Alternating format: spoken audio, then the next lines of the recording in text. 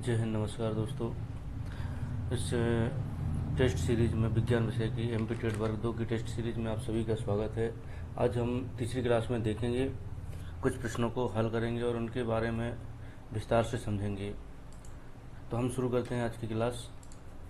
चलिए आप आज का देखते हैं पहला प्रश्न कहता है मस्तिष्क का वह भाग, खाली स्थान मस्तिष्क का वह भाग है जो रीढ़ की हड्डी से जुड़ा होता है। कौन सा ऐसा भाग है मस्तिष्क का जो रीढ़ की हड्डी से जुड़ा होता है? पहला ऑप्शन है आपका सेरेब्रम, दूसरा है सेरिबेलम, तीसरा है हाइपोथैलेमस, चौथा है मॉड्यूला ओब्लंगेटा।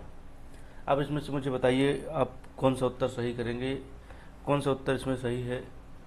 सेरेब्रम का क्या काम है, सेरिबेलम का क्या काम है, हाइपोथैलेमस का क्या काम है और मॉड्यूला ओब्लंगेटा का क्या काम है, और रीढ़ की हड्डी से जुड़ा हुआ कौन सा हिस्सा है मस्तिष्क का? देखिए यहाँ पे ये तो सबसे बड़ा भाग है। हाइपोथैलेमस एक ऐसा भाग है जो आपके इमोशंस को कंट्रोल करता है। सेरिबेलम छोटा दिमाग है, नहीं और ये मॉड्यूला ओब्लंगेटा सबसे पीछे रीढ़ की हड्डी के बिल्कुल पास रहता है। और आपका सही उत्तर ये है। चलिए हम एक एक करके सारे ऑप्शंस को देखते हैं विस्तार से। मस्तिष्क का वह भाग जो रीढ़ की हड्डी से जुड़ा होता है मज्जा या मॉड्यूला ओब्लंगेटा कहलाता है। ये देखिए मॉड्यूला या मज्जा कहते हैं इसको। और ये कहाँ है? ये है मॉड्यूला ओब्लंगेटा। कहाँ कहीं आपको दिख रहा है मॉड्यूला ओब्लंगेटा? बिल्कुल दिख रहा है। ये सबसे नीचे का भाग है। ये जो सबसे नीचे का भाग है ये रीढ़ की हड्डी से जुड़ा हुआ होता है। ये मस्तिष्क के सबसे निचले हिस्से में पाया जाता है। ये पीछे साइड पाया जाता है आपके गर्दन के पास, और मस्तिष्क में सबसे नीचे। और मस्तिष्क स्तंभ का मुख्य भाग है। मॉड्यूला ओब्लंगेटा के कुछ काम देखते हैं। ये हमारे शरीर की कई अनैच्छिक क्रियाओं, जीवन रक्षक गतिविधियों को नियंत्रित करता है। ये किन किन चीज़ों को नियंत्रित करता है इसको जरा देखते हैं। श्वसन, सांस लेने की गति को मॉड्यूला ओब्लंगेटा ही नियंत्रित करता है। किसको? एक सांस लेने की गति को। हार्ट रेट को, यह हृदय गति की, ये दिल की धड़कन को यही कंट्रोल करता है। और रक्तचाप या ब्लड प्रेशर को यही कंट्रोल करता है। तीसरा जो इसका मुख्य काम है वो प्रतिवर्ती क्रियाएं। खांसी आती है, हम छींकते हैं, कुछ निगलते हैं, उल्टी आती हैं, इनमें कुछ गड़बड़ ना हो, ये उन चीज़ों को भी नियंत्रित करता है। अब देखते हैं हम दिमाग के थोड़ी से और भाग, कौन कौन से भाग हैं। सेरेब्रम, सेरेब्रम कहाँ है दिमाग का? ये है सेरेब्रम। देखिए जो ये वाला पूरा भाग है ये पूरा सेरेब्रम कहलाता है। और ये हमारे दिमाग का लगभग 80 से 85% हिस्सा होता है सेरेब्रम। सेरेब्रम हमारे दिमाग का सबसे बड़ा भाग है। ये क्या करता है? सोचना, याद रखना, निर्णय लेना, ये जितने बड़े काम हैं ये सारे यही करता है। जैसे मेमोरी इसी में होती है, हमें क्या करना है, कब क्या करना है, क्या डिसीजंस लेने हैं, क्या सोचते हैं, ये सारी चीज़ें यहीं से डिसाइड होती हैं। अगर ये काम ना करे सॉरी अगर ये काम ना करे तो लोगों की याददाश्त चली जाएगी, आदमी सोच समझ ही नहीं पाएगा। अगर आपका सेरेब्रम, ये दिमाग का सबसे जो बड़ा हिस्सा है वो सेरेब्रम ही हमारा होता है। इसके बाद देखते हैं सेरिबेलम, शरीर का संतुलन और मूवमेंट। देखिए शरीर का संतुलन और मूवमेंट, सेरिबेलम कहाँ है? कहाँ है सेरिबेलम? ये है, देखिए पीला भाग जो है ये भी निचले हिस्से में रहता है। इसी को हम पीछे साइड रहता है, इसी को हम कहते हैं छोटा दिमाग। सेरिबेलम को हम छोटा दिमाग कहते हैं। जो सेरिबेलम है इसको हम छोटा दिमाग कहते हैं। इसी को कहते हैं ना, वो छोटे दिमाग पे मत मारो, गुंडे फिल्म में अगर किसी ने देखा उस पर कहता है वो कि उधर छोटा दिमाग होता है, उधर मत मार। ये हमारे दिमाग, ये जो दिमाग का भाग है, मस्तिष्क का जो ये भाग है, ये हमारे शरीर का बैलेंस बनाकर रखता है। आदमी का जो बैलेंस है ये सेरिबेलम बनाता है।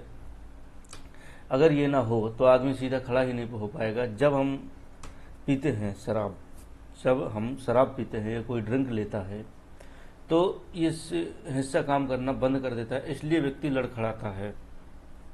तीसरा हिस्सा देखते हैं कौन सा है, हाइपोथैलेमस। भूख, प्यास, गुस्सा, शरीर का तापमान। तो मैंने कहा जो भी हमारे इमोशंस हैं वो से हाइपोथैलेमस ही कंट्रोल करता है। ये है पिट्यूटरी ग्लैंड। क्या है ये? Pituitary gland. ये इसको कुछ कहते हैं, क्या कहते हैं इसको? मास्टर ग्रंथि कहते हैं पिट्यूटरी ग्लैंड को। पीयूष ग्रंथि को मास्टर ग्लैंड कहते हैं। हाइपोथैलेमस उस मास्टर ग्लैंड को भी जो हाइपोथैलेमस है ये मास्टर ग्लैंड को भी कंट्रोल करता है। तो मास्टर ऑफ मास्टर ग्लैंड, ये जो मास्टर ग्लैंड है इसका भी मास्टर कौन है? इसका मास्टर है हाइपोथैलेमस। हाइपोथैलेमस क्या क्या कंट्रोल करता है, क्या क्या होता है इसका? देखिए, इसका जो मुख्य कार्य है, पहले तो आंतरिक वातावरण की सुरक्षा रखता है। शरीर के आंतरिक जो वातावरण है उसको संतुलित रखता है। भूख प्यास, हमें कब पानी पीना है, हमें कब क्या करना है। दूसरा, ये हमारी भावनाओं को कंट्रोल करता है। भावनाएं, ज़रूरत, जैसे प्यास लगना, भूख लगना। अब हमें पेट में खाना नहीं है तो ये कौन बताएगा कि भूख लगी है? ये हमारा हाइपोथैलेमस बताएगा। गुस्सा, प्यार, नफरत, एहसास, ये सारी चीज़ें यहीं पे होती हैं हाइपोथैलेमस में। हाइपोथैलेमस, देखिए, जब दिल टूटता है वो तो क्या होता है? जब किसी का ब्रेकअप हो जाता है, जब किसी को प्रेम होता है, ब्रेकअप होता है, तब हाइपोथैलेमस ही प्रभावित होता है। कैसे, इसको समझते हैं। जब आदमी को अचानक से धोखा मिलता है या कोई ऐसी कुछ ऐसा होता है व्यक्ति के साथ में, तो ऐसा लगता है जैसे दिल में दिक्कत हुई हो, तो वो दिल नहीं टूटता है, वो टूटता है हाइपोथैलेमस। जब जो दिल टूटता है वो दिल नहीं टूटता है, दिल का काम सिर्फ रक्त को पंप करना होता है। ये हाइपोथैलेमस में ही सारी उल्टी सीधी हरकतें होती हैं। क्या होता है, इसमें एक ब्रोकन हार्ट सिंड्रोम रिलीज होता है और वही सब करता है। ये इमरजेंसी सिग्नल्स भेजता है, स्ट्रेस हार्मोन्स भेजता है, जिसमें जो हमारे हृदय है, जो दिल है, उसकी मांसपेशियों को प्रभावित करता है ये। और कुछ हिस्सा हार्ट का अस्थायी रूप से कमज़ोर हो जाता है, रक्त पंप ठीक से नहीं कर पाता, तब लगता है कि जैसे हार्ट अटैक से आया हो। तो होता प्रभावित दिल भी है, लेकिन करता कौन है? यही करता है। दिल तो यूं ही बदनाम है, सारी चीज़ें तो हाइपोथैलेमस लेकर जाता है, सारी चीज़ें तो हाइपोथैलेमस कंट्रोल करता है। यही हाइपोथैलेमस है जो लव हार्मोन रिलीज करता है, यही से डोपामिन रिलीज होता है, यही ऑक्सीटोसिन रिलीज करवाता है, जो किसी का लगाव पैदा करता है, डोपामिन और ये ऑक्सीटोसिन। और जब ये कोई विशेष स्थिति आती है तो ये शून्य हो जाते हैं। तो हमारा जो हाइपोथैलेमस है वो हमारी मास्टर ग्लैंड को भी कंट्रोल करता है, हमारे फीलिंग्स को भी कंट्रोल करता है। हमारा दिल नहीं टूटता, टूटता है हाइपोथैलेमस। तो दिमाग के सारे भाग हमने समझ लिए। सेरिब्रम सबसे बड़ा भाग होता है, सेरिबेलम छोटा दिमाग होता है, hypothalamus master of master gland होता है, और जो मोडुला ऑब्लंगेटा है वो पीछे रीढ़ की हड्डी से जुड़ा हुआ होता है, जो अनैच्छिक क्रियाओं को कंट्रोल करता है, जैसे छींक आना, खांसी आना, उल्टी आना, इस टाइप की चीज़ों को कंट्रोल करता है। चलिए अब देखते हैं अगला प्रश्न क्या है। अगला प्रश्न है, मांसपेशी कोशिकाओं में सार्कोप्लाज्म रेटिकुलम का प्राथमिक कार्य क्या है? देखिए, जो मांसपेशी की जो कोशिकाएं हैं उसमें सार्कोप्लाज्मिक रेटिकुलम एक पदार्थ है, उसका प्राथमिक काम क्या है? प्रोटीन का संश्लेषण, एटीपी का उत्पादन, कैल्शियम आयनों का भंडारण और निर्मुक्ति, मायोसिन तंतुओं की एंकरिंग स्थिर करना। क्या है इसका काम? इसका जो प्राथमिक काम है वो क्या है? इसका जो सही उत्तर है, उसका सही उत्तर है कैल्शियम आयनों का भंडारण और निमुक्ति। चलिए इसके बारे में देखते हैं। सार्कोप्लाज्मिक जो रेटिकुलम मांसपेशियों की कोशिकाओं में पाया जाने वाला एक विशेष प्रकार का एंडोप्लाज्मिक रेटिकुलम है।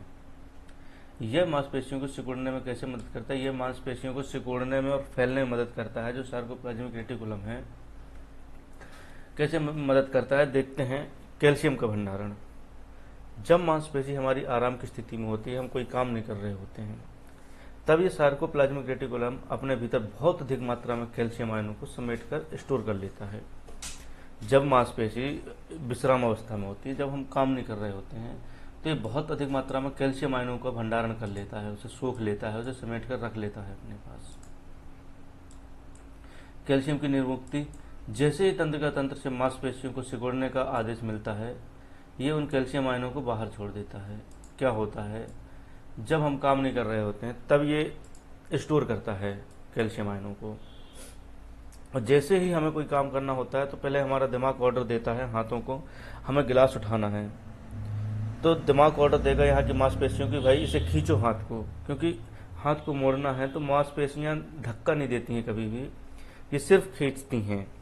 हमारी जो मांसपेशियाँ मसल्स हैं, ये जो हमारी मसल्स हैं, चित्र बना है क्या, नहीं है, कल मैंने मांसपेशियाँ एक दिन पढ़ाई भी थी। मांसपेशियाँ जो हमारी होती हैं वो खींचती हैं, धक्का नहीं देती हैं। ये ऐसे इधर से इधर को पुश नहीं करेंगी, ये इधर से इधर साइड से इधर को खींचेंगी। तो हमारी जो मसल्स हैं वो सिर्फ खींचती हैं, वो धक्का नहीं देती हैं। जब हमें काम करना होता है तो दिमाग ब्रेन इनको सिग्नल देता है कि भाई अब खींचो इस हाथ को। तो ये खींचती हैं तो बहुत अधिक मात्रा में कैल्शियम आयनों को बाहर छोड़ देती हैं। मांसपेशियों को सिकुड़ना, यह मुक्त हुआ कैल्शियम मांसपेशी के तंतुओं और एक्टिन और मायोसिन है जो इनको आपस में जुड़ने और खिंचाव पैदा करने में मदद करता है। ये वही बात है, जब हाथ को मोड़ना होता है तब ये कैल्शियम आयनों को छोड़ते हैं, वही मदद करता है इनको खींचने में। जब कार्य पूरा होने के बाद ये कैल्शियम वापस पंपों की जरिए सर्कोप्लाज्मिक रेटिकुलम के अंदर खींच लिया जाता है, जिसे मांसपेशी फिर से आराम की स्थिति में आ जाती है। देखिए जैसे ही काम हो जाता है ये फिर से एब्जॉर्ब कर लेती हैं कैल्शियम आयनों को। तो सर्कोप्लाज्मिक रेटिकुलम ये सारे काम करता रहता है। जब फ्री बैठे हो तो चलो अपने पास कैल्शियम आयन इकट्ठे करके रख लो, क्योंकि ज़रूरत पड़ेगी। जैसी ज़रूरत पड़ी धड़ा धड़ फेंक दिए, बोले लो जितना चाहिए उतना ले लो, लेकिन इसको खींचो। और जहाँ पे कैल्शियम आयन कम पड़ गए वहाँ हमारी ताकत नहीं लगती है। तो हमारी जो पूरा काम करता है हाथ पैर चलने का, वो मांसपेशियाँ ही करती हैं। हमारा हाथ, अगर मांसपेशियाँ नहीं हो तो हड्डियाँ कुछ भी नहीं करें, हड्डियाँ कुछ भी नहीं करती, हड्डियाँ हमें सिर्फ मजबूती देती हैं। बाकी सारा काम मांसपेशियों का है और मांसपेशियाँ सिर्फ खींचती हैं। दो मांसपेशियाँ एक साथ मिलकर खींचती हैं। अगर हाथ इस साइड खींचना है तो इधर की मांसपेशी खींचेगी, इधर करना है तो इधर की मांसपेशी खींचेगी, लेकिन धक्का कोई नहीं देगा।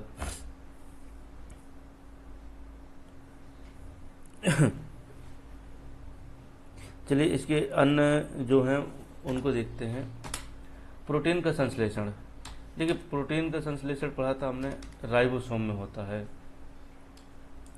दूसरा एटीपी का उत्पादन, ये तो माइटोकॉन्ड्रिया करता है, इसमें इसका कोई लेना देना ही नहीं है। सर्कोप्लाज्मिक रेटिकुलम का कोई लेना देना नहीं है, ये माइटोकॉन्ड्रिया का काम है एटीपी उत्पादन। मायोसिन तंतुओं की एंकरिंग, ठीक है, मायोसिन और एक्टिन तंतुओं को स्थिर ये सहारा देने के लिए दो काम होते हैं। जेड डिस्क और एम लाइन जैसे संरचना को प्रोटीन करते हैं। इनको जो स्थिर ये सहारा देने का काम कौन करते हैं, जेड डिस्क या एम लाइन। चलिए अगला प्रश्न देखते हैं, ये आ गया माइलिन आवरण। चलिए माइलिन आवरण मुख्य रूप से निम्नलिखित कार्य करता है। क्या काम करता है माइलिन आवरण, ये बताइए। पहला प्रश्न, पहला ऑप्शन है प्रतिरक्षा प्रणाली के हमलों से न्यूरॉन की रक्षा करता है। माइलिन आवरण पहला क्या काम करता है, मुख्य रूप से प्रतिरक्षा प्रणाली के हमलों से न्यूरॉन की रक्षा करना। क्रिया क्षमता, एक्शन पोटेंशियल, चालन की गति बढ़ाना। न्यूरॉन्स के बीच पोषक तत्वों और अपशिष्ट के आदान प्रदान को सुगम बनाना। सिनेप्टिक ट्रांसमिशन के लिए न्यूरोट्रांसमीटर को संग्रहित करना। क्या काम है माइलिन आवरण का। चलिए इसको पहले देखते हैं कि है क्या चीज़ ये माइलिन आवरण। चलिए पहले थोड़ा सा माइलिन आवरण के बारे में देखते हैं, क्या है माइलिन आवरण। माइलिन आवरण वसा और प्रोटीन की बनी एक सुरक्षात्मक परत होती है जो न्यूरॉन के एक्सॉन वाले हिस्से के चारों तरफ लिपटी होती है। हमारी तंत्रिका तंत्र में एक विद्युत इंसुलेटर या बिजली के तार पर चढ़े प्लास्टिक की कवर की तरह काम करता है। क्या है ये, देखिए जो हमारे न्यूरॉन्स होते हैं, तंत्रिका तंत्र होते हैं, न्यूरॉन्स के जो एक्सॉन वाले हिस्से हैं वहाँ पे ये जैसे हमारे तार में प्लास्टिक लिपटा हुआ रहता है, माइलिन वैसे ही लिपटा रहता है, लेकिन ये एक जैसा नहीं लिपटा रहता, बीच बीच में कटा हुआ रहता है। इसको सोल्टेक्टरी कंडक्शन बोलते हैं। ये बिजली का तार और इसके ऊपर ये ये पीली प्लास्टिक की कवर चढ़ी रही हुई होती है दोनों तरफ से, चारों तरफ से। इसी को कहते हैं माइलिन आवरण। जब ये तंत्रिका न्यूरॉन्स को की कोशिका में ये चढ़ा हुआ रहता है जो, उसको बोलते हैं माइलिन आवरण। क्या बोलते हैं? माइलिन आवरण। बंद कर दो। माइलिन आवरण कहते हैं, ये तंत्रिका कोशिकाओं के ऊपर चढ़ा हुआ रहता है। इस आवरण के कारण विद्युत संकेत पूरे एक्सॉन पर रेंगते हैं, आगे बढ़ने के बजाय एक नोड से दूसरे नोड पर कूदते हैं। इनकी गति बहुत तेज हो जाती है। जो इलेक्ट्रिक पोटेंशियल्स हैं, एक्शन पोटेंशियल हैं, विद्युत संकेत हैं, बहुत तेजी से बढ़ते हैं। इसके कारण, ये कटे हुए होने के कारण, ये देखिए, इसके परिणाम स्वरूप माइलिन युक्त न्यूरॉन्स में संकेतों की गति बिना माइलिन वाले न्यूरॉन्स की तुलना में 10 से 100 गुना अधिक तेज हो जाती है। तो इसका काम समझ में आया होगा आप लोगों को कि क्या काम है। क्रिया क्षमता क्या है इसका काम? क्रिया क्षमता, पोटेंशियल, एक्शन पोटेंशियल, ये चालन गति को बढ़ाना है। इसका क्या काम है? एक्शन पोटेंशियल को बढ़ाना है। अब समझ में आया कैसे बढ़ाता है माइलिन आवरण। क्योंकि ये न्यूरॉन्स के एक्सॉन वाले हिस्से में बिजली के तार जैसा लिपटा हुआ होता है और बीच बीच में कट होता है, जिससे विद्युत संकेत बहुत स्पीड से चलते हैं। अब देखते हैं ये प्रतिरक्षा प्रणाली के हमलों से न्यूरॉन की रक्षा कौन करता है। देखिए, ये इसका प्राथमिक कार्य नहीं है। इसके विपरीत मल्टीपल स्क्लेरोसिस जैसी ऑटो इम्यून बीमारियों से शरीर की अपनी प्रतिरक्षा प्रणाली से गलती से माइलिन आवरण को नष्ट करने लगती हैं। इसके विपरीत मल्टीपल स्क्लेरोसिस जैसी ऑटो इम्यून बीमारियों में शरीर की अपनी प्रतिरक्षा प्रणाली ही गलती से माइलिन आवरण को नष्ट करने लगती है। पोषक तत्वों का आदान प्रदान, ये जो दूसरा ऑप्शन है,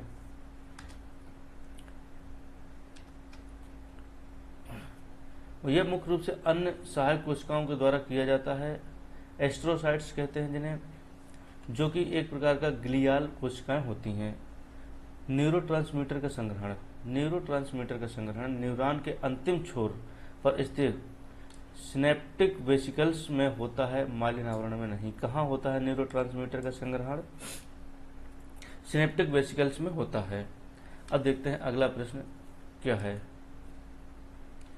आंतरिक कान में सेमी सर्कुलर कैनाल्स मुख्य रूप से निम्नलिखित कार्य करती है। आंतरिक कान में सेमी सर्कुलर कैनाल मुख्य रूप से निम्नलिखित काम करती है। क्या काम करती है? ध्वनि तरंगों का पता लगाना, साम्यावस्था और संतुलन बनाए रखना, श्रवण संकेतों का प्रवर्धन, कान के अंदर वायु दाब को नियंत्रित करना। सेमी सर्कुलर कैनाल का क्या काम है मुख्य रूप से? आप मुझे बताइए, जो सेमी सर्कुलर कैनाल है उसका क्या काम है इन चार में से? चलिए इसको बताइए, इसका क्या काम है? इसका जो मुख्य काम है, इसका सही उत्तर है 2, साम्य अवस्था और संतुलन बनाए रखना। इसका जो मुख्य उत्तर है वो है 2, साम्य अवस्था और संतुलन बनाए रखना। ये कैसे काम करता है? क्या है ये सेमी सर्कुलर कैनाल? आइए थोड़ा सा देखते हैं इसमें। ये हमारा कान है, ये हमारा कान है, शायद दिख रहा होगा, आपका भी कान ऐसा ही है। ये हम पकड़ के खींचते हैं, ये बाहर का आवरण है, यहाँ से हमारा कान शुरू होता है। ये अंदर का प्रोग्राम ऐसे सेट किया गया होता है। क्या क्या होता है सेमी सर्कुलर कैनाल्स? पहले तो देखते हैं कौन है। ये जो ट्यूब हैं, ये हैं सेमी सर्कुलर कैनाल बोलते हैं इनको। किसको बोलते हैं सेमी सर्कुलर कैनाल? ये जो ट्यूब्स हैं इनको सेमी सर्कुलर कैनाल्स बोलते हैं। तो इनका क्या काम होता है सेमी सर्कुलर कैनाल का? ये हमारे आंतरिक कान में जुड़ी 3 ऐसी नलिकाएं जो होती हैं जिन्हें सेमी सर्कुलर कैनाल्स कहते हैं। ये 3 नलिकाएं होती हैं, पाइप्स टाइप में है। ये देखिए पाइप दिख भी रहे हैं, ये पाइप जैसे होते हैं। और ये सभी नलिकाएं एक दूसरे से 90 डिग्री के कोण से जुड़ी होती हैं। ये सभी क्या होती हैं? 90 डिग्री पे जुड़ी हुई होती हैं। और ये कैसे काम करती हैं साम्य अवस्था और संतुलन बनाए रखने में? इसको देखते हैं। ये क्या करती हैं? जब भी हम अपना सिर घुमाते हैं, हाँ या ना में हिलाते हैं, ये कर्मठ बदलते हैं। जब हम अपना सिर घुमाते हैं, हाँ या ना में किसी का जवाब देते हैं, ऊपर नीचे करते हैं, दाएं बाएं करते हैं, तब क्या होता है? इनके अंदर एक द्रव जिसे एंडोलिम्फ बोलते हैं, इनके अंदर एक द्रव भरा होता है, एंडोलिम्फ कहते हैं, वह भी हिलता है। जब द्रव हिलता है तो द्रव के हिलने से नलिकाओं के अंदर मौजूद छोटे छोटे बाल जैसी कोशिकाएं मुड़ती हैं। जब ये द्रव हिलता है, इनके अंदर द्रव भरा हुआ होता है, जब वो हिलता है तो बाल जैसी कोशिकाएं मुड़ती हैं और इन्हीं के मुड़ने से विद्युत संकेत पैदा होते हैं, जो वेस्टिबुलर तंत्रिका के जरिए, देखिए जब ये हिलेंगी, यहाँ छोटी छोटी अंदर कोशिकाएं हैं बाल जैसी, और जब वो मुड़ेंगी तो वेस्टिबुल, ये है वेस्टिबुल, ये वेस्टिबुल है, तो वेस्टिबुलर तंत्रिका के जरिए सीधे हमारे मस्तिष्क पर, यहाँ तक कि सेरिबेलम पे जब ये चीज़ें होती हैं तो कहाँ पे संदेश जाता है? सेरिबेलम पे। सेरिबेलम कहाँ है? यहाँ पे कान के पास ही होता है सेरिबेलम। तो यहाँ पे मैसेज जाता है और यहाँ पे संदेश ये पहुँचाते हैं, और शरीर में संतुलन बनाए रखने का काम किसका है? सेरिबेलम का। तो ये जब हमारा सिर इधर उधर घूमता है, हिलता है, तो यहाँ से संदेश जाते हैं, यहाँ से करंट जाता है और सीधे कहाँ जाता है? सेरिबेलम के पास जाता है, और वह तुरंत इसको प्रोसेस करता है और हमारी आंखों को निर्देश देता है कि भाई क्या कर रहे हो, ऐसे ऐसे देखो, और हमारा शरीर का संतुलन बना हुआ रहता है। तो क्या समझ में आया? जब भी हमारा शरीर इधर उधर मुड़ता है, इसकी आवाज़ सुनने लेने देने से कोई मतलब नहीं है। ये सिर्फ यहाँ से, ये सीधे सीधे कहो कि जो हमारे सेंसर हैं, ये एक सेरिबेलम का एक सेंसर यहाँ पे लगा हुआ है। जैसे ही सिर इधर उधर मुड़ता है, देखिए सेरिबेलम खुद नहीं पहचानता है कि क्या हो रहा है, उसे इनपुट लेना होता है अलग अलग जगहों से। तो शरीर जैसे ही डिसबैलेंस होता है तो अलग अलग सेंसर्स काम करते हैं और वो सेरिबेलम तक अपना संदेश पहुंचाते हैं, मैसेज पहुंचाते हैं, और सेरिबेलम जिसको निर्देश देना होता है कि भाई इस काम को करो, वो करने लगता है।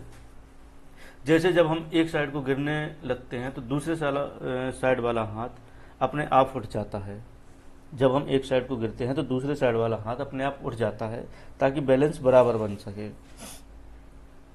जब भी अचानक से हम कहीं हमारा पैर गड्ढे में पड़ जाता है या हम गिरने लगते हैं तो शरीर हमारा अपने आप बैलेंस बनाता है। तो जैसे हम एक साइड झुकते हैं तो हमारे हाथ में लगे सेंसर उसे बताते हैं, और मोस्टली सिर भी उसी साइड झुकता है, तो ये सेमी सर्कुलर जो कैनाल्स हैं ये बताते हैं कि भाई इधर सिर घूम रहा है, अब इसको कंट्रोल करो। तो सेरिबेलम आंखों को निर्देश देता है कि देखो देखो क्या हो रहा है। आंखें कहती हैं कुछ नहीं हो रहा है, ये सिर्फ मना कर रहा है, ये जानबूझ के कर रहा है, कोई दिक्कत नहीं है, सारा कंट्रोल बना हुआ है।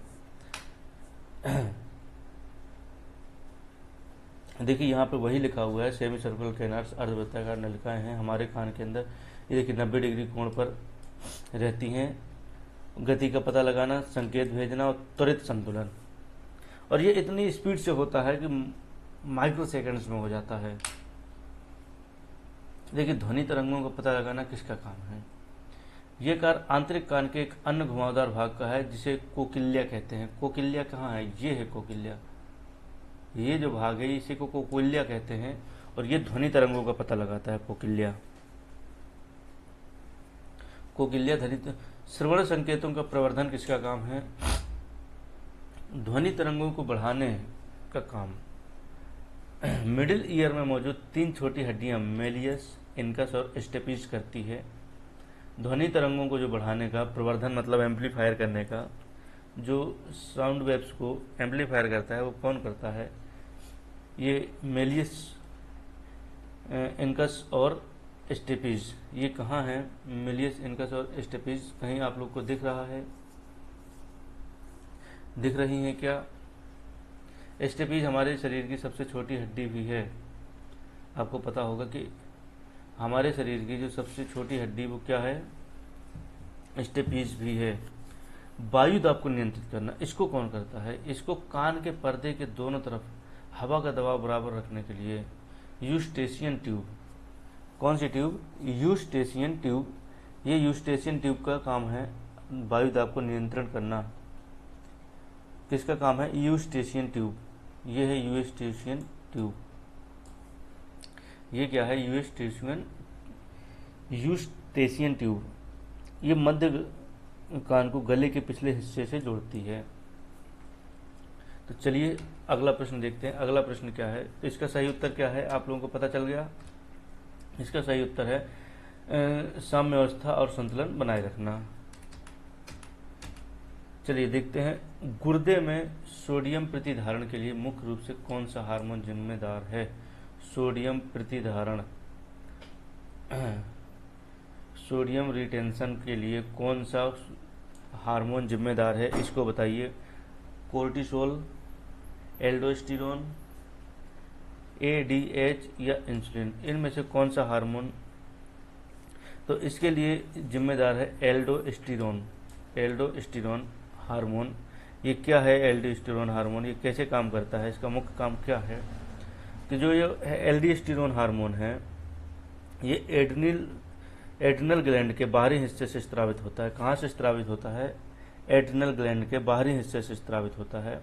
और इसे हम कहते हैं शरीर का salt retaining hormone. Salt retaining hormone, salt मतलब नमक, सोडियम नमक में भी रहता है, तो सॉल्ट रिटेनिंग हार्मोन कहते हैं। और ये कैसे करता है सोडियम का प्रतिधारण, ये सोडियम का रिटेंशन ये कैसे करता है। ये जो हमारी किडनी है, जो हमारे गुर्दे हैं, किडनी है, देखिए इसमें किडनी ही बोलते हैं गुर्दे को, जिसे ना पता हो। जो हमारी किडनी है, इसका जो नेफ्रॉन वाला हिस्सा होता है, जो नेफ्रॉन वाला हिस्सा होता है, तो ये वहाँ पर काम करता है। ये क्या काम करता है कि शरीर के से जो मूत्र के रास्ते बाहर जा रहे सोडियम आयन हैं, उनको वापस रक्त में अवशोषित करने के लिए प्रेरित करता है। जो सोडियम आयन मूत्र के साथ बाहर जा रहे होते हैं, Na+ आयन जो होते हैं, ये जो बाहर जा रहे होते हैं, इनको वापस अवशोषित करने के लिए प्रेरित करता है। ये ब्लड प्रेशर को भी नियंत्रित करता है, क्योंकि जब सोडियम रक्त में वापस आ जाते हैं तो इनके पीछे पीछे पानी भी अपने आप खींचा चला आता है, जिससे शरीर में पानी और नमक की मात्रा बढ़ती है, जिससे रक्त की मात्रा और ब्लड प्रेशर नियंत्रित रहता है। जिसका बीपी डाउन होता है उसको नमक खिलाने के लिए इसीलिए बोला जाता है, ताकि जो ब्लड में सोडियम आयनों की संख्या है वो बढ़ सके। इसमें देखते हैं, इसमें लिखा है, देखिए ये है सोडियम प्रतिधारण Na को वापस रक्त में अवशोषित करता है, करने के लिए प्रेरित करता है, और ये ब्लड प्रेशर को नियंत्रित करता है। पोटेशियम का उत्सर्जन, सोडियम को बचाने के बदले यह हार्मोन शरीर में अतिरिक्त पोटेशियम आयनों को बाहर निकालता है। K+ आयनों को बाहर निकालता है और Na+ आयनों को अंदर लेता है, ताकि रक्त का रक्तचाप ब्लड प्रेशर कंट्रोल रहे। कोर्टिसोल का क्या काम है, एडीएच क्या है और इंसुलिन क्या है, इनको देखते हैं। कोर्टिसोल, इसे स्ट्रेस हार्मोन कहते हैं कोर्टिसोल को। यह मुख्य रूप से चयापचय, मेटाबॉलिज्म एक्टिविटी, ग्लूकोज के स्तर और सूजन को नियंत्रित करता है। हालांकि बहुत अधिक मात्रा में होने पर यह एल्डोस्टेरोन जैसे थोड़ा असर दिखा सकता है, लेकिन यह इसका प्राथमिक कार्य नहीं है। कभी कभी काम कर देता है कोर्टिसोल भी, लेकिन यह इसका प्राथमिक काम नहीं है। इसका प्राथमिक काम क्या है, चयापचय, ग्लूकोज के स्तर को और सूजन को नियंत्रित करना। यह मेटाबॉलिज्म एक्टिविटीज को नियंत्रित करता है। एडीएच क्या है, ये क्या काम करता है, एडीएच हार्मोन। वैसे यह हार्मोन मुख्य रूप से गुर्दे में केवल पानी, किडनी में पानी के पुनरावशोषण को नियंत्रित करता है, सोडियम को नहीं। ये सिर्फ पानी को फिर से सोखता है, जो पानी छन के साथ में निकल गया है उसको फिर से सोखता है ये, ताकि शरीर में पानी की कमी होने पर पेशाब को गाढ़ा बनाता है। जब शरीर में पानी की कमी हो जाती है तो ये जो छना हुआ ब्लड, जब किडनी जब छानती है रक्त को, तो इसमें कुछ अधिक मात्रा में अगर पानी चला गया है तो ये एडीएच इसे फिर से अवशोषित कर लेता है, ताकि शरीर में पानी की कमी ना हो। इंसुलिन का तो पता ही है कि ग्लूकोज में शर्करा के स्तर को कम करता है।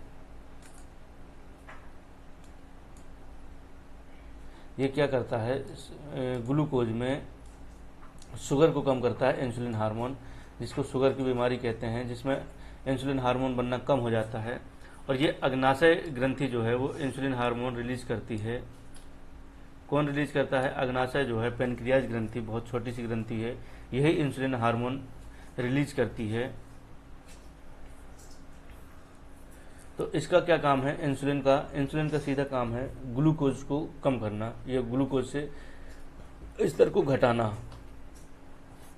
अगला प्रश्न देखते हैं, निम्नलिखित में से सही से काम नहीं कर रहा है। निम्नलिखित में से कौन सा एक गैर औषधीय इंट्रा गर्भाशय उपकरण है? Non medicated intra urine device, non medicated intra urine device,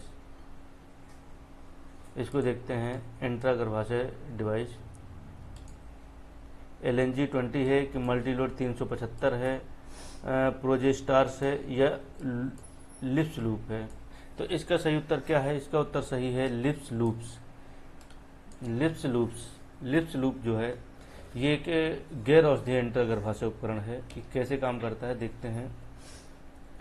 ये IUD बोलते हैं इसको। ये महिलाओं द्वारा उपयोग किए जाने वाला गर्भ निरोधक साधन है जिन्हें डॉक्टर या अनुभवी नर्सों द्वारा गर्भाशय के अंदर लगाया जाता है। ये परिवार नियोजन के लिए, फैमिली प्लानिंग के लिए एक बढ़िया उपकरण है। और ये कैसे काम करता है देखिए, गैर औषधीय, ये किसी भी प्रकार का दवा या धातु का उपयोग नहीं होता है। ये प्लास्टिक या पॉलीयूरेथेन से बना हुआ होता है। हिप्स लूप्स ये कब काम में किया जाता है? जब प्रेगनेंसी रोकनी हो और दवाइयाँ काम ना कर रही हों उस समय। इसके बाद देखते हैं इसमें और ऑप्शंस क्या हैं। ये मल्टीलोड 375 क्या है? ये मल्टीलोड 375 क्या है? मल्टीलोड 375 क्या है? ये इसको समझते हैं। ये तांबा का बना हुआ था। इससे तांबे आयन निकलते हैं जो शुक्राणु को नष्ट कर देते हैं। ये तांबे का बना हुआ एक उपकरण है मल्टीलोड 375। ये भी गर्भाशय के अंदर ही लगाया जाता है जो स्पर्म को ख़त्म कर देता है, क्योंकि इसमें आयन निकलते हैं, कॉपर प्लस आयन। और ये भी गर्भ निरोध के लिए किया जाता है, प्रेगनेंसी रोकने के लिए इसका भी काम होता है। LNG-20 क्या है? ये क्या चीज़ है? LNG-20 और प्रोजेस्टार्स ये लगभग सेम चीज़ है। ये भी हार्मोन मोचक हैं। ये क्या करते हैं? ये धीरे धीरे गर्भाशय में हार्मोन छोड़ते हैं। ये गर्भाशय में धीरे धीरे हार्मोन छोड़ते हैं। तो इसके कारण क्या होता है? जो गर्भाशय की ग्रीवा है उसका जो श्लेष्म है, जो उस पर एक पदार्थ भरा होता है, वो गाढ़ा हो जाता है, जिससे स्पर्म अंदर ही नहीं जा पाते हैं। और जहाँ भ्रूण रुकता है वहाँ पे भी ये कुछ ऐसे व्यवस्था बना देते हैं, ऐसा बना देते हैं कि वहाँ पे भ्रूण रुके ही नहीं। तो ये सारी चीज़ें क्या है? प्रेगनेंसी रोकने के लिए है। अगला प्रश्न देखते हैं, हृदय का निर्माण किस जर्मिनल परत से होता है? हृदय का निर्माण किस जर्मिनल परत से होता है? Middle layer, outer layer, inner layer या न्यूरल क्रेस्ट, शिखर, तंत्रिका शिखर, किससे होता है? इसका उत्तर बताइए। तो जो हृदय का निर्माण है वो मध्यम लेयर की जर्मिनल परत से होता है। किस जर्मिनल परत से होता है? ये मिडिल लेयर से होता है। कैसे होता है आइए समझते हैं। भ्रूण के विकास के शुरुआती चरणों में कोशिकाएं खुद को 3 मुख्य प्राथमिक जर्मिनल परतों में व्यवस्थित करती हैं। जो कोशिकाएं 3 प्राथमिक जर्मिनल परतों में 3 मुख्य प्राथमिक जर्मिनल परतों में व्यवस्थित करती हैं, और इन्हीं परतों से आगे चलकर हमारे शरीर के सभी ऊतकों का निर्माण होता है। 3 जो मुख्य जर्मिनल परतें हैं, इन्हीं से हमारे शरीर के सभी ऊतकों का निर्माण होता है। किससे क्या होता है देखते हैं। तीनों जर्मिनल परतों का मुख्य काम हृदय और परिसंचरण तंत्र। मानव हृदय, रक्त वाहिकाएं और रक्त कोशिकाएं मुख्य रूप से मेसोडर्म मध्यम परत से विकसित होती। कौन कौन सी? मानव हृदय, रक्त वाहिकाएं और रक्त कोशिकाएं।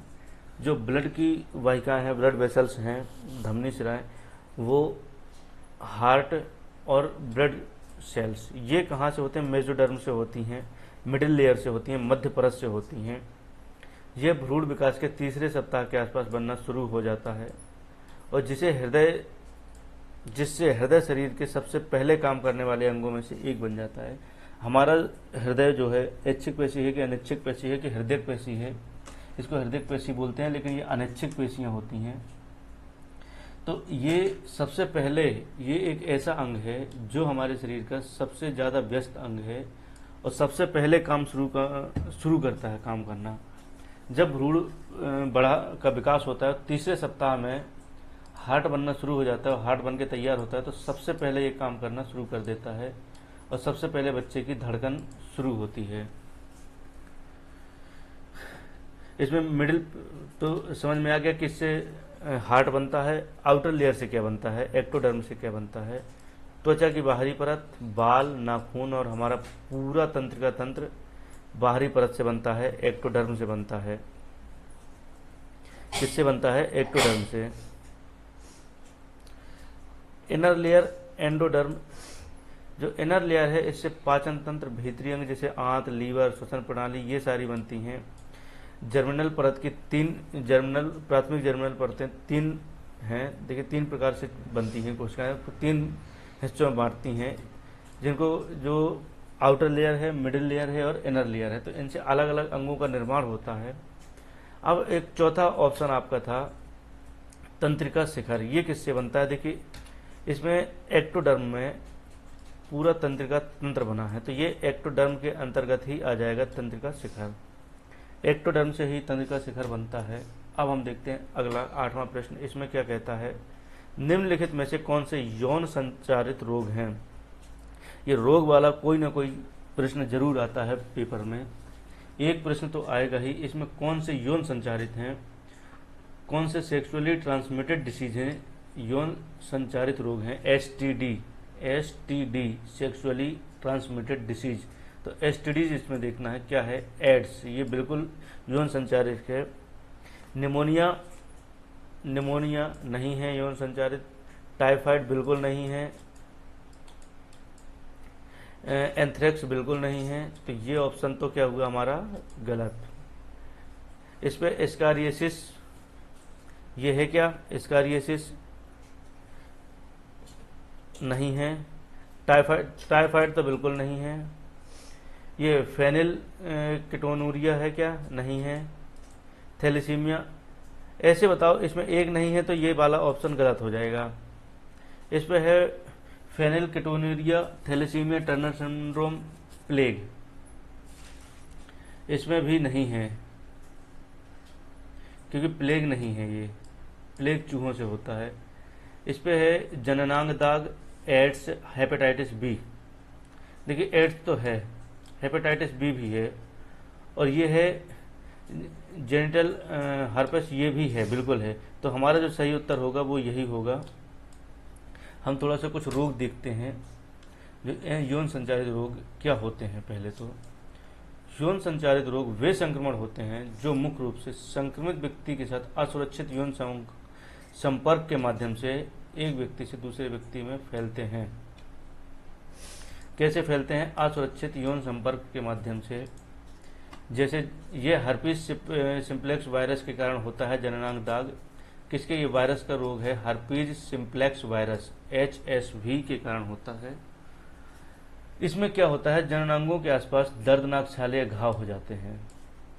एड्स के बारे में सबको पता है, एक्वायर्ड इम्यूनो डिफिशियंसी सिंड्रोम, और ये किसके कारण होता है? HIV, human immuno deficiency virus, human immuno deficiency virus के कारण होता है। और ये क्या काम करता है? ये देखिए इंसान को कोई नुकसान नहीं पहुंचाता है, किसी भी प्रकार का नुकसान नहीं पहुंचाता है। ये आपके प्रतिरक्षा तंत्र या इम्यूनो सिस्टम को इतना कमज़ोर कर देता है, इतना भयंकर कमज़ोर कर देता है कि छोटी सी छोटी बीमारी भी आपकी जान ले लेती है। ये खुद कुछ नहीं करता है, ये खुद कुछ नहीं करता है आपका, लेकिन ये आपके शरीर को इतना कमज़ोर कर देता है इम्यूनो सिस्टम को कि छोटी से छोटी जो बीमारी होती है वो भी आपकी जान ले लेती है। और इसका अभी तक कोई भी इलाज नहीं बता हुआ है।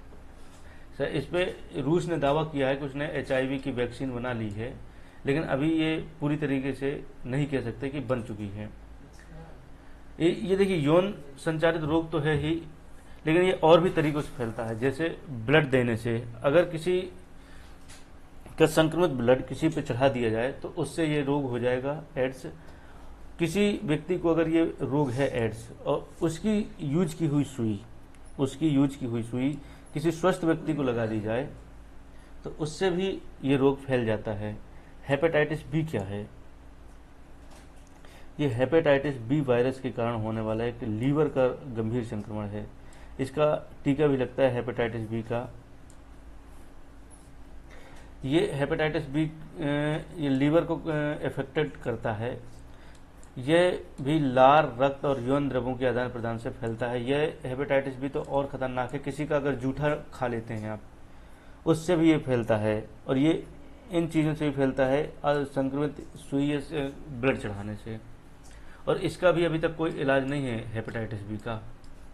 इसका अभी तक कोई इलाज भी नहीं है। ये लाइलाज बीमारी है। इसका तो टीका लग जाता है हेपेटाइटिस बी का। अब देखते हैं जो निमोनिया, टाइफाइड, प्लेग, ये जीवाणु से होने वाले संक्रामक रोग हैं, निमोनिया वगैरह। एस्कारियोसिस, ये परजीवी कृमि के कारण होने वाला पेट का संक्रमण है। फेनिल केटोनूरिया क्या है? ये PKU। और थैलेसीमिया, ये आनुवांशिक विकार हैं जो माता पिता के द्वारा बच्चों में ट्रांसफर हो जाते हैं। थैलेसीमिया। टर्नर सिंड्रोम तो आपने गुणसूत्र में पढ़ा ही है। ये गुणसूत्र डिसऑर्डर है और एक्स गुणसूत्र आंशिक रूप से अनुपस्थित होता है, टर्नर सिंड्रोम। ये महिलाओं में होता है। चलिए आगे देखते हैं ये कुछ रोगों को, इनकी ट्रिक देखते हैं। कुछ रोग और इनकी ट्रिक देखते हैं।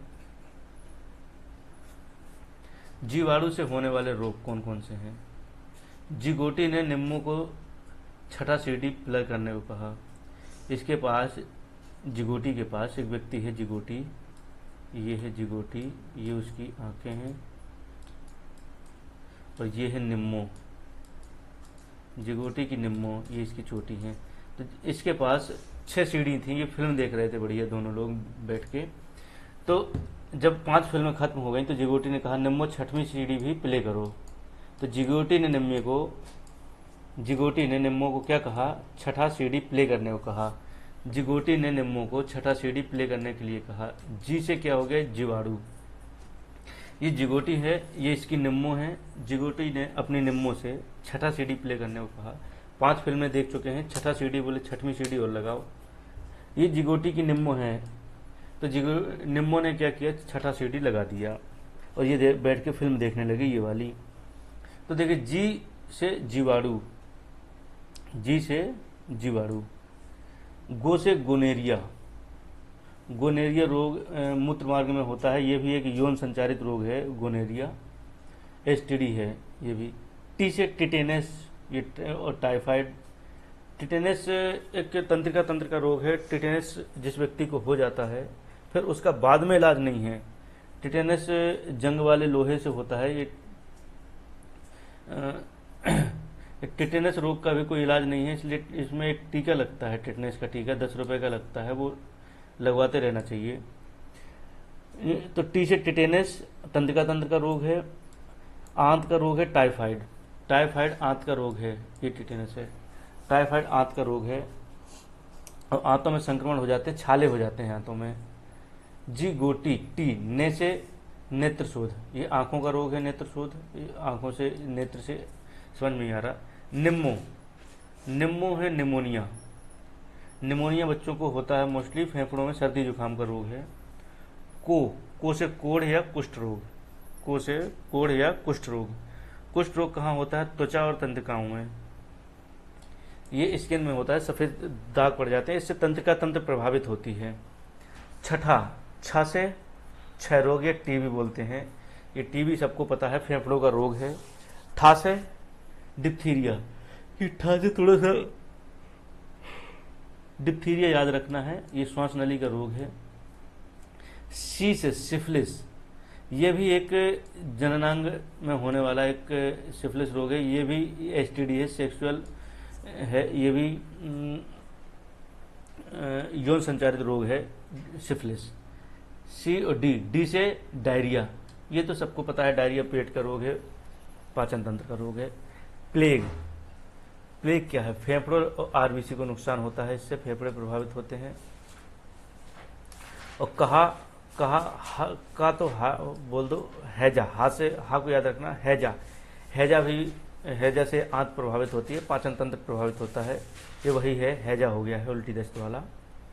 तो जी गोटी ने निम्मू को छठा सीढ़ी प्ले करने के लिए कहा, ये याद रखना है, एक छोटी सी लाइन याद रखना है, और ये सारे जीवाणु से होने वाले रोगों को कवर कर लिया गया है एक ही लाइन में। अब देखते हैं वायरस से होने वाले रोग, विषाणु से होने वाले रोग। वायरस या विषाणु से होने वाले रोगों की ट्रिक देखते हैं। इस पे क्या है, देखिए, ए चचा, ए चचा, इन्हें डांटो मत, खरे गाल पे छापो भी। देखिए, एक बच्चा शैतान कर रहा था, तो उसके पापा उसे डांट रहे थे, तो वहां जा रहा है एक व्यक्ति, बोलता है, ए चचा, इन्हें डांटो मत, खरे गाल पे छापो भी। देखिए, यहाँ पे भी जो सबसे लास्ट में लगा, इसी का मतलब है वायरस, भी का मतलब वायरस। ए चचा, ए से एड्स, इससे क्या प्रभावित होता है? प्रतिरक्षा प्रणाली या इम्यूनो सिस्टम खत्म हो जाती है। चचा, चचा है चेचक, चचा क्या है? चेचक। चेचक सबको पता है कि पूरे शरीर में दाने दाने निकल आते हैं। इन्हें इन्फ्लुएंजा या फ्लू से क्या प्रभावित होता है? श्वसन तंत्र। डांटो, डा से डेंगू, डा से डेंगू, डेंगू से क्या होता है? इसको हड्डी तोड़ बुखार कहते हैं, लेकिन इससे हमारी प्लेटलेट्स बहुत तेजी से नीचे गिरती हैं, बहुत तेजी से कम होती हैं। टो से ट्रेकोमा, आंखों में होता है ये रोग, ट्रेकोमा रोग, आंखों की बीमारी है ट्रेकोमा। मत, मत का हो गया मेनिंजाइटिस, ये मेनिंजाइटिस दिमाग का रोग है, मस्तिष्क की झिल्ली सूज जाती है।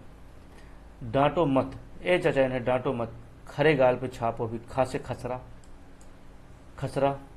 रे से रेबीज, ये पागल कुत्ते काटने से होता है, हाइड्रोफोबिया है, पानी से डर लगता है इसमें, और तंत्रिका तंत्र प्रभावित हो जाता है, इससे तंत्रिका तंत्र प्रभावित होता है, आदमी पागल ही हो जाता है रेबीज से, रेबीज के टीके भी लगते हैं। अब खरे गाल पे छापो भी, गाल, गलगंड, गाल से गलगंड, लार ग्रंथियों में सूजन, गलगंड रोग हो जाता है। गाल पे से पीलिया, हेपेटाइटिस, पीलिया लीवर प्रभावित होता है, पीलिया में सबको पता है पीलिया रोग। खरे गाल पे छापो भी, छा से छोटी माता, मिनी माता, ये रीढ़ और तंत्रिका तंत्र प्रभावित होते हैं, त्वचा में छोटे छोटे दाने पड़ते हैं, मिनी माता बोलते हैं, छोटी माता बोलते हैं। चिकन पॉक्स भी बोलते हैं इनको, मिनी माता अलग रोग है, सॉरी, चिकन पॉक्स बोलते हैं इनको, मिनी माता अलग रोग है। छापो, अब समझ में आया? ए चचा, इन्हें डांटो मत, खरे गाल पे छापो भी से हो गया वायरस। देखिए, इस पे किससे होने वाले रोग हैं वो भी याद रहेंगे आपको।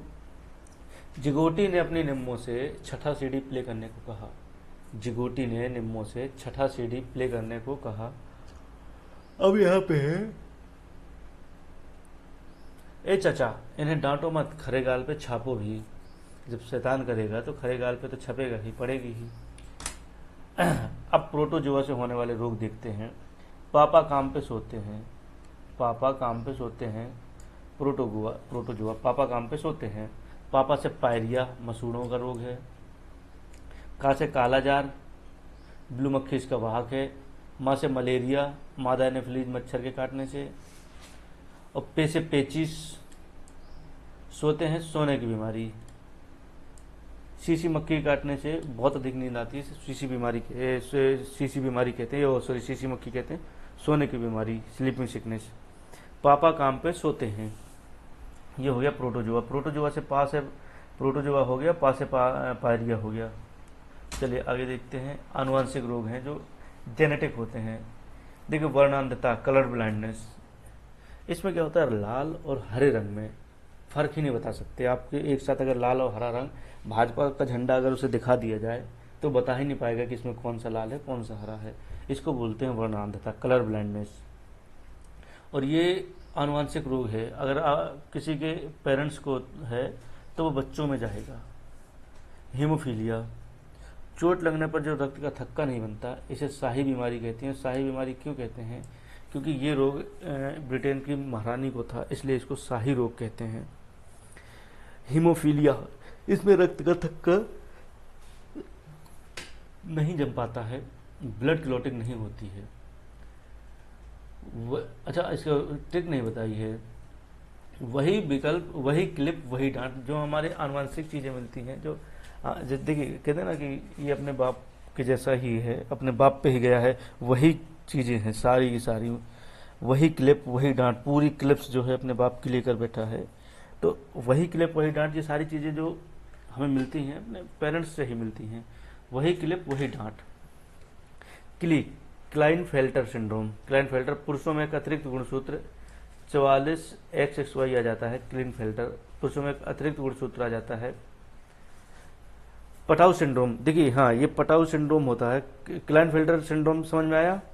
एक अब पुरुषों में होता है, एक अलग सिंड्रोम आ जाता है, अलग गुणसूत्र आ जाता है, और ये नपुंसक हो जाते हैं पुरुष, सीधा सा ये पुरुष नपुंसक हो जाते हैं पुरुष, जिसमें क्या होता है, एक अलग एक्स गुणसूत्र आ जाता है, जिसमें वो रहता तो पुरुष से, दिखता तो पुरुष है, लेकिन उसकी चीज़ें कुछ महिलाओं जैसी हो जाती हैं, जैसे स्तनों का उभरना, उसकी आवाज़ का पतला होना, इस टाइप से चीज़ें हो जाती हैं। पुरुष नपुंसक भी रहते हैं। पटाउ सिंड्रोम, पटाउ के बारे में मैं बता चुका हूँ कि ये 13वें गुणसूत्र की ट्राइसोमीकरण होता है, तालु कट जाता है, तालु का कटा हुआ होना, ये पटाउ सिंड्रोम है। डाउन सिंड्रोम, डाउन सिंड्रोम में डाउन हो जाती है बुद्धि। बुद्धि क्या होती है, इसमें भी एक गुणसूत्र कम हो जाता है डाउन सिंड्रोम में। और टर्नर सिंड्रोम में भी एक गुणसूत्र कम हो जाता है। ये महिलाओं में होता है बांझपन, महिलाओं में बांझपन होता है टर्नर सिंड्रोम की वजह से। डाउन सिंड्रोम में मंद बुद्धिता हो जाती है, बुद्धि काम नहीं करती है, मंद बुद्धि हो जाता है इंसान। अब आगे देखते हैं अगला प्रश्न, निम्नलिखित में से कौन सा MTP अधिनियम के तहत गर्भावस्था के चिकित्सा समापन के लिए मान्य कारण नहीं है।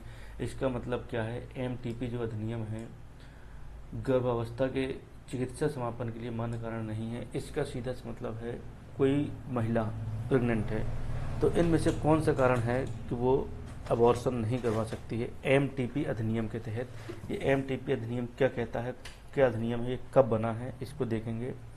इसके ऑप्शन पहले देखते हैं कि विवाहित महिला में गर्भ निरोधक का विफल होना, दूसरा है भ्रूण संबंधी असामान्यताएं, बलात्कार के कारण गर्भावस्था, लिंग चयन।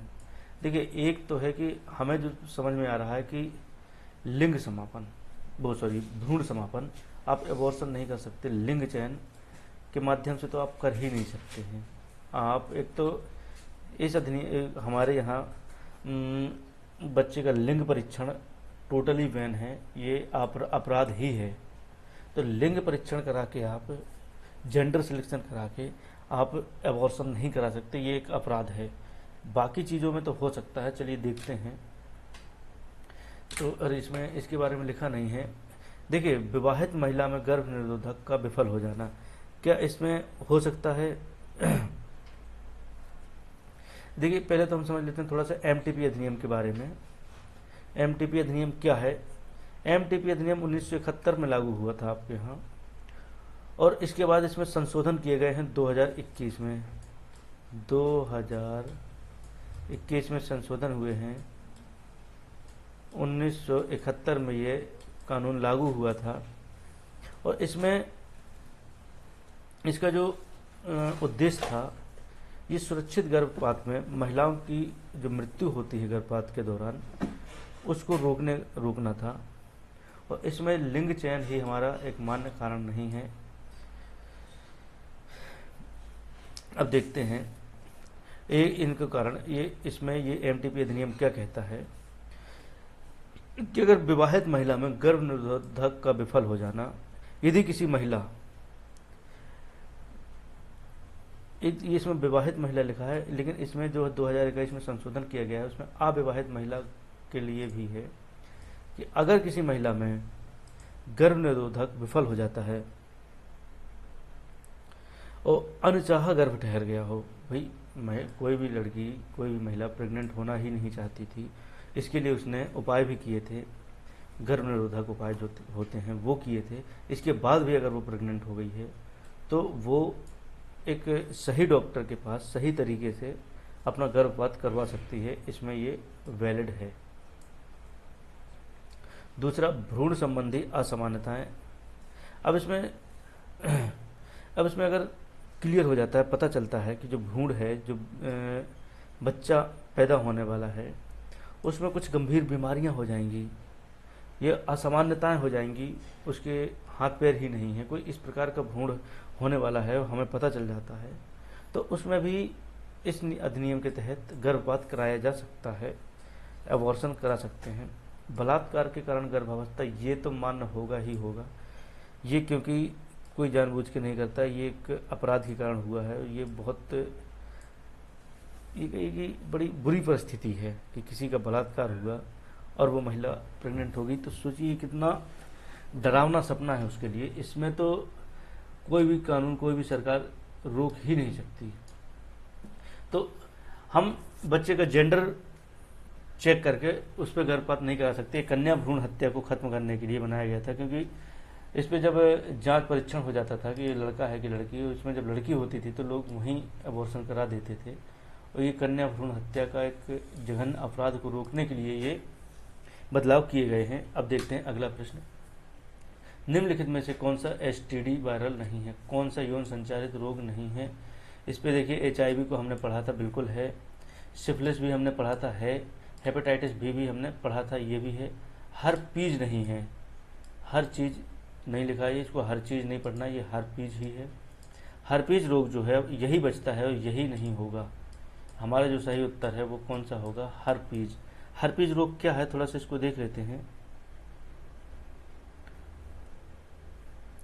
थोड़ा सा हम देखते हैं हर्पीज रोग क्या है। हर्पीज रोग क्या है, इसको समझते हैं। देखिए आइए, हर्पीज, देखिए एचआईवी के बारे में आपको पता चल गया है, सिफिलिस भी आपने समझ लिया है, हेपेटाइटिस बी भी लीवर का रोग है, ये भी रोग जननांगों के आसपास का रोग है। एचआईवी पूरे शरीर का आपके इम्यून सिस्टम खत्म कर देता है, ये संक्रामक रोग है। और ये हर्पीज सिम्प्लेक्स वायरस से होता है, हर्पीज रोग होता है। ये छाले वगैरह हो जाते हैं त्वचा में या मुंह में, ये कई प्रकार के होते हैं, जैसे मुंह में छाले हो जाते हैं, होठों में छाले हो जाते हैं। तो और ये फैलता कैसे है? ये यौन संक्रमित नहीं है, देखिए ये, लेकिन है संक्रमण ही। किसी व्यक्ति का जूठा खा लेने से इस टाइप से ये हर्पीज रोग फैलता है। तो आज हमने 10 प्रश्नों को समझा और 10 प्रश्नों में हमने बहुत सारे उसकी चीज़ें, उसके साथ में चीज़ें देखी, बहुत सारे प्रश्न देखे। ये सिर्फ 10 प्रश्न नहीं है, 10 प्रश्नों के साथ एक बहुत बड़ी चीज़ें देख ली हमने। तो आज के लिए हम यहीं ख़त्म करते हैं, कल हम फिर मिलेंगे इसी समय एक नए वीडियो के साथ, नए प्रश्नों के साथ। तब तक के लिए देखते रहिए हमारा चैनल और अपने दोस्तों को शेयर करते रहिए। धन्यवाद।